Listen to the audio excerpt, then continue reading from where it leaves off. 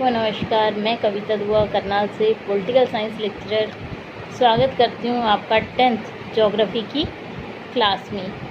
आज हम लेसन कृषि शुरू करेंगे। देखिए, कृषि हमारे भारत की अर्थव्यवस्था की महत्वपूर्ण कड़ी है। जो हमारे देश की 2/3 जनता है वो डायरेक्ट इनडायरेक्ट रूप से कृषि कार्यों से संबंधित कार्य कर रही है। तो जो कृषि है वो भारत की जीडीपी में एक बहुत ही महत्वपूर्ण रोल अदा करती है। तो आज के लेसन में हम जानेंगे भारतीय कृषि के बारे में कि भारत में कृषि जो कि एक प्राथमिक क्रिया है उसके कौन कौन सी फसलें हैं, किस मौसम में बोई जाती हैं, कैसी मिट्टी की आवश्यकता है किस फसल के लिए, और कब उस फसल को काटा जाता है, कितनी वर्षा की ज़रूरत है। तो उस सारे के इन सब चीज़ों के बारे में हम जानेंगे। तो आइए शुरू करते हैं हम अपना आज का टॉपिक कृषि भाग 1। सिलेबस का लेसन 3 कृषि। हम सीबीएसई के अकॉर्डिंग सिलेबस पे चल रहे हैं, तो उसके अकॉर्डिंग जो कृषि है वो तीसरा लेसन है। तो लेसन है कृषि। देखिए, जैसा कि आप सभी जानते हैं हमारा भारत कृषि प्रधान देश है। तो देखिए, सबसे पहले हम देखते हैं ये लेसन हमें दिया गया है, इसके उद्देश्य क्या हैं। इसके उद्देश्य हैं छात्रों को कृषि के बारे में बताना कि कृषि किस प्रकार की क्रिया है। आप सभी जानते हैं कृषि प्राथमिक क्षेत्र की क्रिया। कृषि को प्रभावित करने वाले कारक कौन से होते हैं उनके बारे में हम जानेंगे।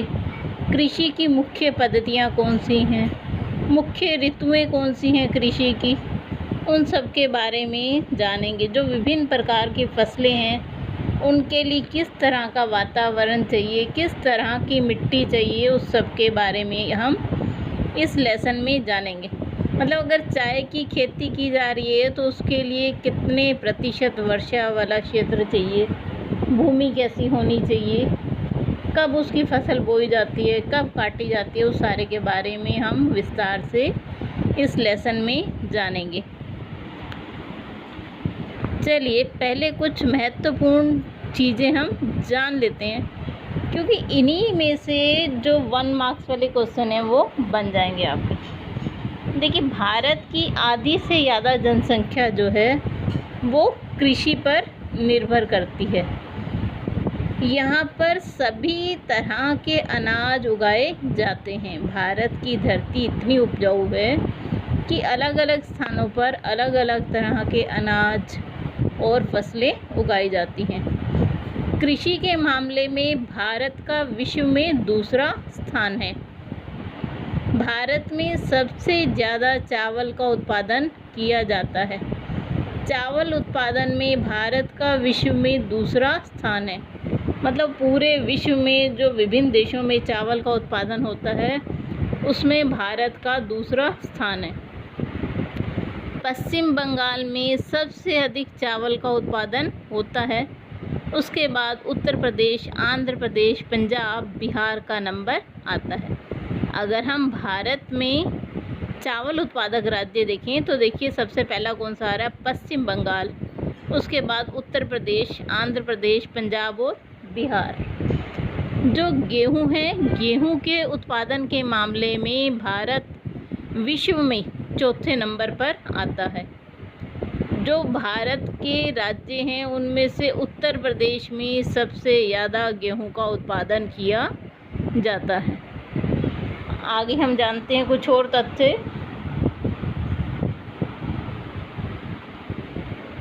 देखिए, जो चाय का उत्पादन है, भारत विश्व का दूसरा सबसे बड़ा चाय उत्पादक देश है। असम सबसे अधिक चाय उत्पादन करने वाला राज्य है, और जो कर्नाटक है उसमें सबसे अधिक कॉफ़ी का उत्पादन किया जाता है। देखिए, चाय के उत्पादन के मामले में भारत का दूसरा सबसे बड़ा देश है विश्व में। जो सबसे अधिक चाय है राज्य उत्पन्न करने वाला वो है असम। और कर्नाटका में सबसे अधिक कॉफ़ी का उत्पादन किया जाता है। आगे हम देखते हैं, गन्ना भारत की सबसे मुख्य फसलों में से एक है। देखिए, गन्ने से ही चीनी मिलें चल रही हैं। हमारे भोजन के जितने भी आप मीठे पदार्थ देखते हैं उसमें चीनी, गुड़ किसी न किसी रूप में गन्ने का प्रयोग, गन्ने की फसल का प्रयोग होता है। उत्तर प्रदेश में सबसे अधिक गन्ने का उत्पादन किया जाता है। देखिए, आपको अगर MCQ में आ जाए सबसे अधिक गन्ना किस राज्य में उत्पादित किया जाता है, तो आपका आंसर है उत्तर प्रदेश। सबसे अधिक चाय का उत्पादन करने वाला राज्य कौन सा है, वो है असम। कॉफ़ी का आ जाए तो कर्नाटक। ऐसे ही अगर गेहूं का आ जाएगा तो आपका आंसर है उत्तर प्रदेश। अगर चावल का आ जाए तो पश्चिम बंगाल। अगर आपसे पूछा जाए विश्व में चावल उत्पादक में भारत का रैंक कौन सा है, तो वो है दूसरा। ठीक है जी, तो ये सब इम्पॉर्टेंट फैक्ट हैं जो आप लोगों को पता होना चाहिए। अब हम देखते हैं कपास। कपास, देखिए जितने भी हम कपड़े डालते हैं उस सब में कपास की अहम भूमिका है। कपास उत्पादन में भारत विश्व में सबसे अग्रणी है, मतलब पहले स्थान पे है पूरे विश्व में भारत, जहाँ पर कि कपास की सबसे अधिक पैदावार होती है। महाराष्ट्र में सबसे अधिक कपास उत्पादन होती है। अब देखिए, इसमें आपके 2 MCQ बन जाते हैं कि विश्व में कपास उत्पादन में भारत का कौन सा स्थान है, तो प्रथम। भारत के किस राज्य में सबसे अधिक कपास की खेती होती है, तो आपका आंसर है महाराष्ट्र। तो इससे आपके 3 काम पूरे हो रहे हैं। अगर मैप में आपको भरना आ जाए तो आपको महाराष्ट्र पता है, भारत का राज्य मैप में कहाँ है, तो आप वो भी भर सकते हैं, क्योंकि पिछले लेसन में हमने मैप भरने का काम किया था। अगले पॉइंट पे चल रहे हैं। देखिए, 2013-14 की रिपोर्ट के अनुसार भारत में हर साल करीब 95.9 मिलियन टन गेहूं का उत्पादन होता है। देखिए कितना अधिक गेहूं है हमारे देश के पास। भारत का जितना पैसा खेती से आता है उतना IT सेक्टर से भी नहीं आता, जहाँ की इतने पढ़े लिखे लोग लगे हुए हैं। उससे भी अधिक पैसा जो है वो भारत का अन्नदाता भारत को दे रहा है, मतलब किसान दे रहा है। चलिए आइए कुछ और इम्पॉर्टेंट फैक्ट्स को जानते हैं और फिर लेसन को हम जानेंगे, क्योंकि ये जो इम्पॉर्टेंट फैक्ट हैं वो आपको MCQ सॉल्व करने में और मैप को भरने में, किसी भी कॉम्पिटिटिव को एग्ज़ाम देने में बहुत मददगार साबित होंगे।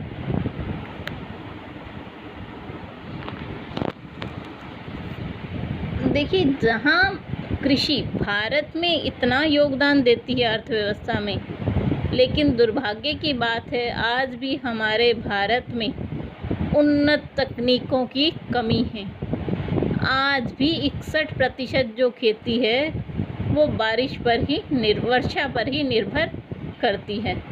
अगर वर्षा में देरी हुई तो कर्ज से दबे किसानों को आत्महत्या तक करनी पड़ जाती, क्योंकि उनकी फसल खराब हो गई। अधिकतर किसान जो हैं वो कर्ज लेकर फसल को उत्पन्न करते हैं। आगे देखते हैं, विश्व में करीब 14% मवेशी भारत में रहते हैं। अगर हम देखें कि विश्व में इतनी गायें भैंसें वगैरह हैं तो उसकी 14% आबादी भारत में है। भारत में किसान आत्महत्या सबसे गंभीर मुद्दा है, जिसमें से आधे सुसाइड अकेले महाराष्ट्र में होते हैं। अगला मेन पॉइंट है, भारत फल उत्पादन में विश्व में पहले स्थान पर है और सब्जी उत्पादन में दूसरे स्थान पर है। दुनिया का जो सबसे अधिक फलों का उत्पादन होता है उसमें भारत पहले स्थान पर है और सब्जियों के मामले में भारत का स्थान दूसरा है। दूध के उत्पादन में भी भारत का विश्व में प्रथम स्थान है।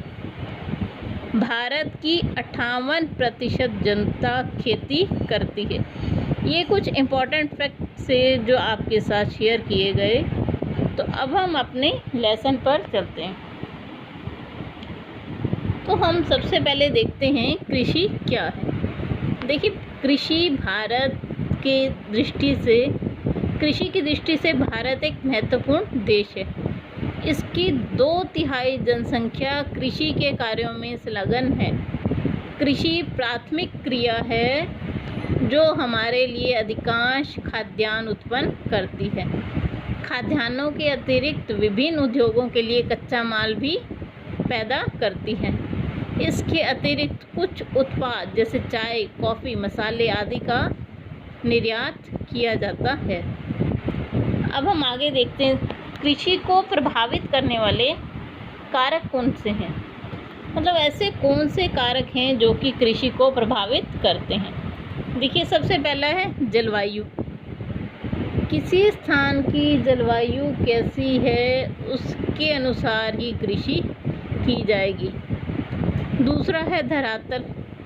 धरती कैसी है, समतल है, रेतीली है या पहाड़ी इलाका है, तो उसके अनुसार ही कृषि की जाती है। तीसरा है मिट्टी। मिट्टी कैसी है, काली है, लाल है, पीली है, जलोढ़ है, ठीक है जी, तो उसके अनुसार कृषि की जाएगी। उसके बाद है परिवहन के साधन। आपने फसलें तो बो दी, अगर आपके पास साधन ही नहीं है उस उत्पादन की हुई चीज़ को बाहर तक ले जाने की, तो भी ये चीज़ कृषि को प्रभावित करेगी। कृषि के यंत्र पुराने हैं या नए हैं, इसका उसके उत्पादन पर बहुत प्रभाव पड़ता है। सिंचाई के साधन कैसे हैं, आज भी आप वर्षा पर निर्भर हैं या आपके पास ट्यूबवेल लगे हुए हैं, नहरों का पानी आपको उपलब्ध है, ये सब चीज़ें कृषि को प्रभावित करती हैं। मशीनें देखिए, जैसे कंबाइन मशीन है, कुछ ही घंटों में कितने बड़े खेत की फसल काट देती है। तो नई नई मशीनें आपके पास उपलब्ध हैं या नहीं, ये सब कारक ऐसे हैं जो कि कृषि को प्रभावित करते हैं।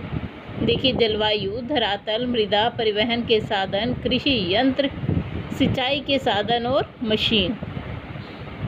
तो आज के लिए बस इतना ही। कल इससे आगे के टॉपिक पे हम चर्चा